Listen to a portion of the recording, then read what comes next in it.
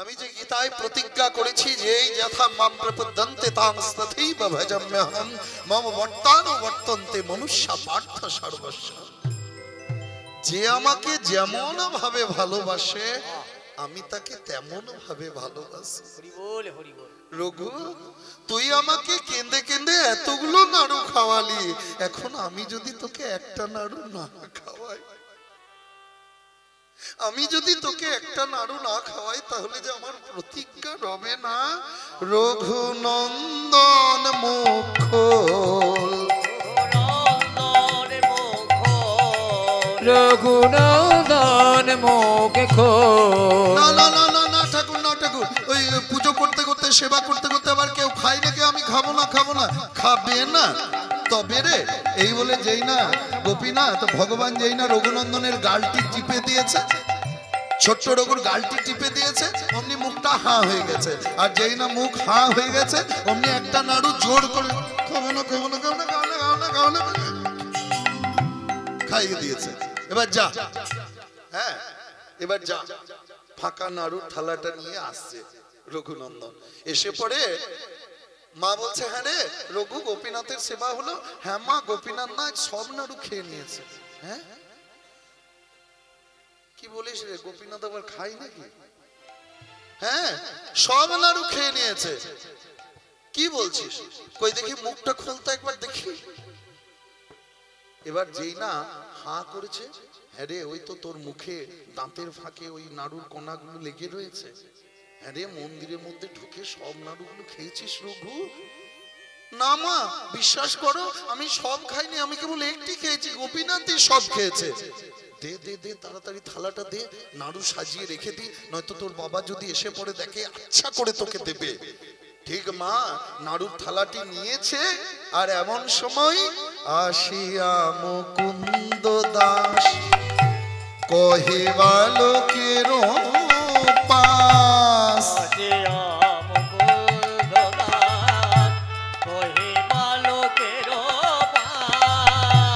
প্রসাদ নৈবেদ্য আনো দেখি, প্রসাদী নৈবেদ্য আনো দেখি, প্রসাদী নৈবেদ্য আনো দেখি। আমি দেখব কেমন সেবা দিয়েছ, আমি দেখব কেমন সেবা দিয়েছ। আমার প্রাণীর গোপীনাথে, আমার প্রাণের গোপীনাথের। বাবা বাবা, গোপীনাথ না সব নাড়ুগুলো খেয়ে নিয়েছে। কি রে থালাটা ফাঁকা কেন রঘু? হ্যাঁ সত্যি বলছি, গোপীনাথ সব নাড়ু খেয়ে নিয়েছে। গোপীনাথ নাড়ু খেয়েছে? হাই হাই মা, এই ছেলে আমার মিথ্যেবাদী হলো। সরস্বতী পূজার দিনে মা সরস্বতীর কৃপা, যার কৃপা ছাড়া মানুষ কথা বলতে পারে না, যার কৃপা ছাড়া বাক রুদ্ধ হয়ে যায়, মুখ থেকে কথা বেরোয় না, সেই ছেলের, হ্যাঁ যে মায়ের কৃপায় পেয়েছি সেই সন্তান হয়ে থেকে মিথ্যে কথা বলছে? না বাবা, আমি মিথ্যে বলিনি। সব নাড়ুগুলো না ওই গোপীনাথ খেয়েছে। গোপীনাথ খেয়েছে? মুকুন্দ কবিরাজ মনে মনে ভাবছে, ছেলে তো কোনোদিন মিথ্যে বলে না, এত বড় হয়ে গেল কোনোদিন তো আজ পর্যন্ত মিথ্যে বলেই, তাহলে আজ কেন বলছে? এটা আমাকে দেখতে হবে, যাচাই করতে হবে। তাই বলে, শোন বাবা রঘু, কালও আমি একটু বাইরে যাব। হ্যাঁ কালকেও গোপীনাথের সেবাটা তুই করিস। বাবা কালও তুমি থাকবে না? না কালকেও তুই সেবা করবি। হ্যাঁ বেশ বাবা তাই হবে। পরের দিন সকাল সকাল স্নান করে মুকুন্দ কবিরাজ তার ছেলেকে স্নান করিয়ে নাড়ুর থালা নিয়ে মন্দিরের ভেতরে ঢুকিয়ে দিয়েছে। দিয়ে পরে বলে,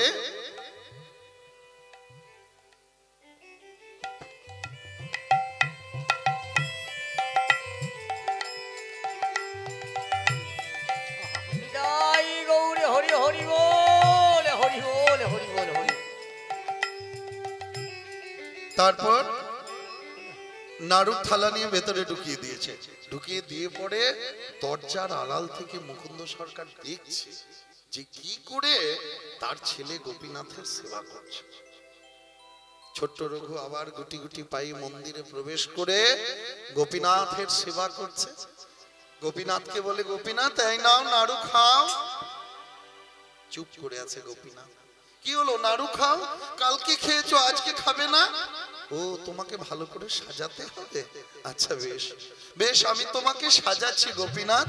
তোমাকে না সাজালে তুমি সেবা করো না। না, তাই মন মে बसाकर तेरी मूर्ति उतारो मैं गिरधर तेरी आरती। मन में बसाकर तेरी मूर्ति उतारो मैं गिरधर तेरी आरती।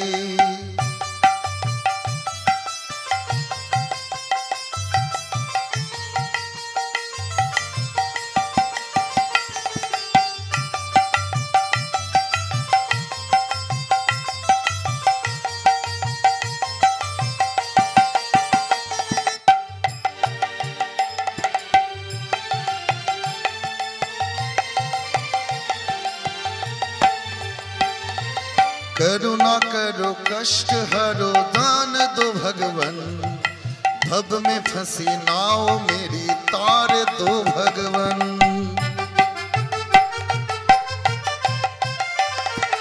करुणा करो कष्ट हरो ज्ञान दो भगवन। भव में फंसी नाव मेरी तार दो भगवन। दर्द की दवा तुम्हारे पास है। दर्द की दवा तुम्हारे पास है। जिंदगी दया की है भीख मांगती। मन में बसा कर तेरी मूर्ति उतारो मैं गिरधर तेरी आरती।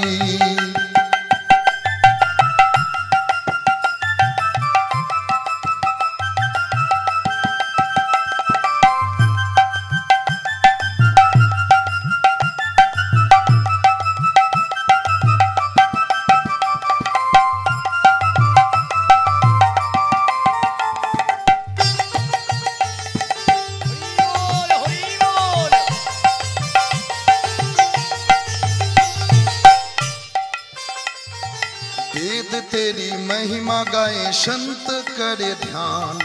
नारद गुणगान करे छेड़ बीना तान। वेद तेरी महिमा गाए संत करे ध्यान। नारद गुणगान करे छेड़ बीना तान। भक्त तेरे दार करते हैं पुकार। भक्त तेरे दार करते हैं पुकार। सनातन की है यही आरज़ू। मन में बसा कर तेरी मूर्ति उतारो मैं गिरधर तेरी आरती।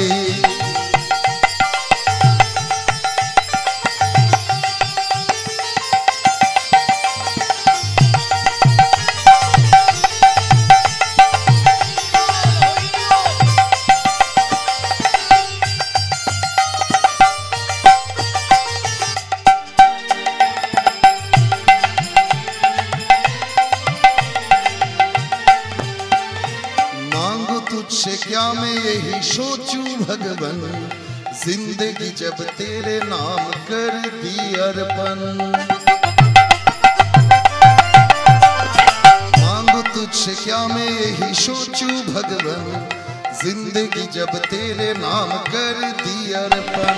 सब कुछ तेरा कुछ नहीं मेरा। सब कुछ तेरा कुछ नहीं मेरा।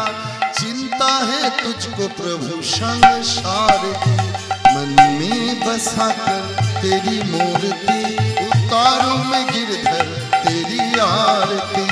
मन में बसा कर तेरी मूर्ति उतारो मैं गिरधर उतारो मैं गिरधर उतारो मैं गिरधर तेरी आरती। খুব সুন্দর করে সাজিয়ে দিয়েছে রঘুনন্দন গোপীনাথকে দিয়ে বলে, এই নাও এবার নাড়ু খাও। কিন্তু কোনো সাড়া নেই। আর 5 মিনিট হয়ে এসছে। তা কোনো সারা শব্দ নেই গোপীনাথের। কি ঠাকুর আজও তুমি আসবে না? ও প্রতিদিন তোমার রক্ত আর চোখের জল দেখতে ভালো লাগে না? বেশ বেশ, কালকে তুমি আমাকে মিথ্যেবাদী সাজিয়েছ। বাবা মনে করেছে আমি নাকি মিথ্যে কথা বলেছি, মা মনে করেছে আমি নাকি মিথ্যে কথা বলেছি। কিন্তু গোপীনাথ তুমি তো জানো যে নাড়ুগুলো তো আমি খাইনি, সব তো তুমি খেয়েছো, কেবল একটি খেয়েছিলাম। আজ যদি তুমি না আসো আমি তোমার চরণ তলে মাথা ঠুকবো, আমি মাথা ঠুকতে ঠুকতে আমার প্রাণ ত্যাগ করবো। গোপীনাথ নাড়ু খাও, গোপীনাথ নাড়ু খাও, গোপীনাথ নাড়ু খাও, গোপীনাথ দেখা দাও, গোপীনাথ কৃপা করো, গোপীনাথ মান রাখো। রক্তে চোখের জলে ভেসে গেল গোপীনাথের চরণ, গোটা মন্দিরটা আজ রক্ত স্নাত হয়ে গেল। কিন্তু মন্দিরের গোপীনাথ আসবে কি করে মা? দরজার আড়াল থেকে যে তার বাবা মুকুন্দ কবিরাজ দেখছে যে কি করে তার ছেলে গোপীনাথের সেবা করছে, কিন্তু ভক্তের প্রাণ তো যেতে পারে না। ভগবানকে ডাকতে ডাকতে ভক্ত কি কোনোদিন মরতে পারে? কোনোদিন না। এখন আপনারা বলতে পারেন, মনে হতে পারে যে অমুক লোক আছে ভগবানকে ডাকতো, ভক্ত ছিল, মরলো কেন? ভগবানকে ডাকতে গিয়েও আমাদের মনে একটা অহংকার চলে আসে যে আমার থেকে বড় কালীর ভক্ত কেউ নেই, আমার থেকে বড় শিবের ভক্ত কেউ নেই, আমার থেকে বড় দুর্গার ভক্ত কেউ নেই, আমার থেকে বড় কৃষ্ণের ভক্ত কেউ নেই। এই অহংকারের জন্য আমাদের পতন হয়। কিন্তু যারা প্রকৃত মনে ভগবানকে ডাকেন তারা ধ্যান যোগে ঈশ্বরের সঙ্গে একাত্ম হন। শিরজির সাই বাবা যার জ্বলন্ত প্রমাণ। তাই ভক্ত তো মরতে পারে না। মন্দিরের ভগবান বলছে রঘু এ কি করছিস বাবা, এ কি করছিস? আমি কি করে তোর কাছে যাব? তোর বাবা যে দরজার আড়াল থেকে দেখছে। ওরে রঘু থাম বাবা থাম, এত ছোট তুই, কিচ্ছু জানিস না, কিচ্ছু বুঝিস না। হ্যাঁ রে, আমার সামনে তুই মরবি সেটা কি আমি দেখতে পারি? যখন মাথা ঢুকেই যাচ্ছে, গোপীনাথ গোপীনাথ দেখা দাও, গোপীনাথ কৃপা করো, গোপীনাথ মান রাখো। আর পারবে না। সেই পাথরের মূর্তি থেকে আবার একটি হাত এগিয়ে এসে রঘুনন্দনের দিকে, রঘুনন্দন নাড়ু দে, নিতাই গৌর হরি বল হরি বল। রঘুনন্দন নাড়ু দে। গোপীনাথ গোপীনাথ তুমি এসেছো? গোপীনাথ গোপীনাথ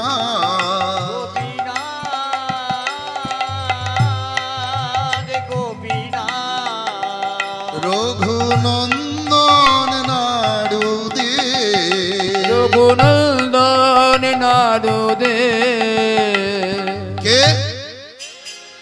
দরজা খুলে দিয়েছে মুকুন্দ সরকার, মুকুন্দ কবিরাজ। কে কে অমন করে মন্দিরের ভিতর থেকে বলে উঠলো আমার ছেলেকে রঘুনন্দনকে রঘুনন্দন নাড়ু দে?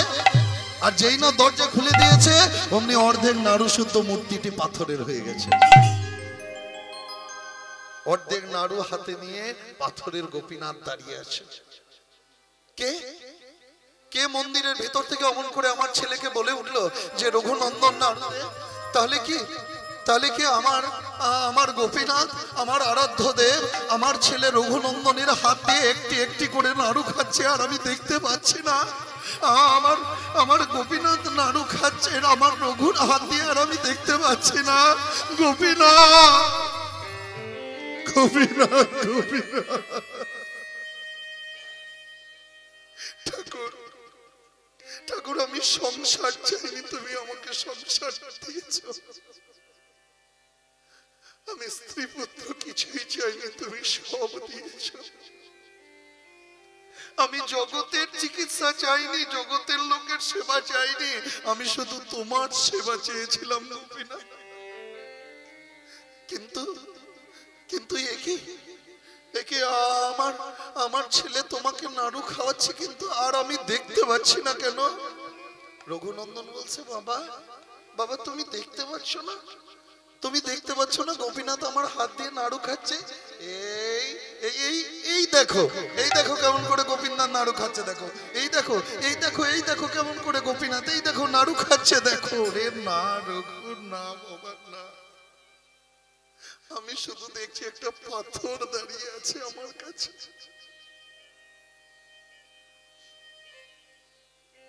ওরে ওরে রঘু, ওরে বাবা তুই একটু বল গোপীনাথকে যেন গোপীনাথ আমাকে একবার দেখা দেয়, একবার যেন আমি দেখতে পাই। ও গোপীনাথ, গোপীনাথ তুমি বাবার হাত দিয়ে কেন নাড়ু খাচ্ছ না? আমার হাত দিয়ে খাচ্ছ, আমাকে দেখা দিচ্ছ, কিন্তু বাবাকে দেখা দিচ্ছ না। মন্দিরের গোপীনাথ বলে উঠলেন, রঘুনন্দন তোমার যে নয়নের বিকাশ হয়েছে, তোমার পিতার এখনো সেই নয়নের বিকাশ হয়নি। তুমি হলে জন্ম সিদ্ধ, আর তোমার পিতা হবে কর্ম সিদ্ধ। ভালো কর্ম করার জন্যে সে গোপীনাথের কৃপা পাবে, কিন্তু তুমি তোমার জন্ম সূত্রেই, জন্ম লগ্নে তোমার পিতার পুণ্যের জন্য তুমি সিদ্ধ হয়ে আছো, তাই তুমি আমার দেখা পাচ্ছ। তুমি এক কাজ করো, তুমি তোমার পিতার অঙ্গ স্পর্শ করো, পিতাকে একবার ছু দেখো, তিনি আমাকে দেখতে পাবেন। রঘুনন্দন বলছে, বাবা বাবা তুমি দেখবে, দেখবে গোপীনাথকে দেখবে কেমন করে নাড়ু খাচ্ছে, ওই দেখো। এই বলে যেই না ছোট্ট রঘুনন্দন তার পিতা মুকুন্দ কবিরাজের গাত্র স্পর্শ করেছে, অমনি মুকুন্দ কবিরাজ দেখলেন কি, তার প্রাণের ঠাকুর, তার আরাধ্য দেব, তার আদরের ধন গোপীনাথ তার ছোট্ট রঘুনন্দনের হাত দিয়ে একটি একটি করে নাড়ু খাচ্ছে। আছাড় খেয়ে পড়ল মুকুন্দ কবিরাজ। নম ব্রহ্মণদেবায় গো ব্রহ্মণহিতায় চ জগদ্ধিতায় কৃষ্ণায় গোবিন্দায় নমঃ নমো নমো।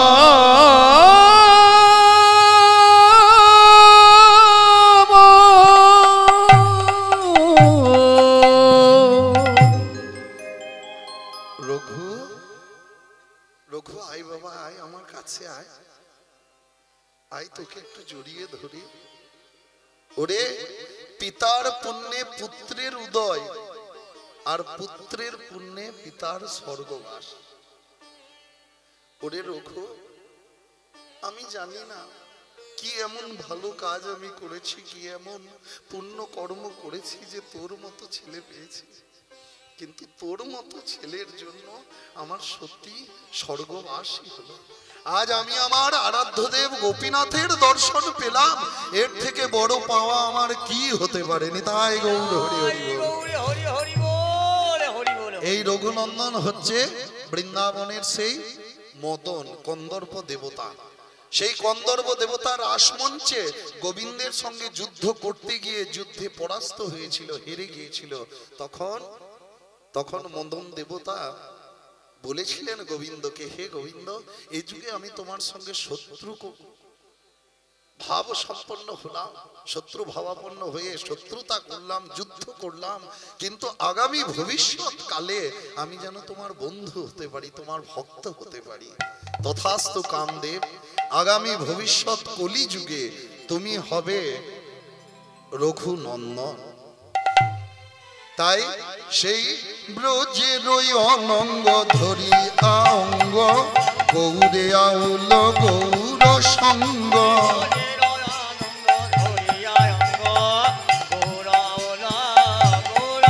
ব্রজে ব্রজের অনঙ্গ ধরিয়া অঙ্গ গৌরে আবল গৌর সঙ্গ ভক্তি ভূষণ ভকত বেশ লীলাই মহিল সকল ওরে দেশ ভকতি ভূষণ ভকতি বেশ লীলায় মহিল সকল দেশ সোনার নূপুর রাখিল পাই রাই শেখর শরণ নিলাম ওরে তাই সোনার তাই শেখর শরণ লইল তাই শরণ নিলাম রাই শেখর কেঁদে বলে শরণ নিলাম ওরে রায় শেখর কেঁদে বলে শরণ নিলাম রাই শেখর কেঁদে বলে শরণ নিলাম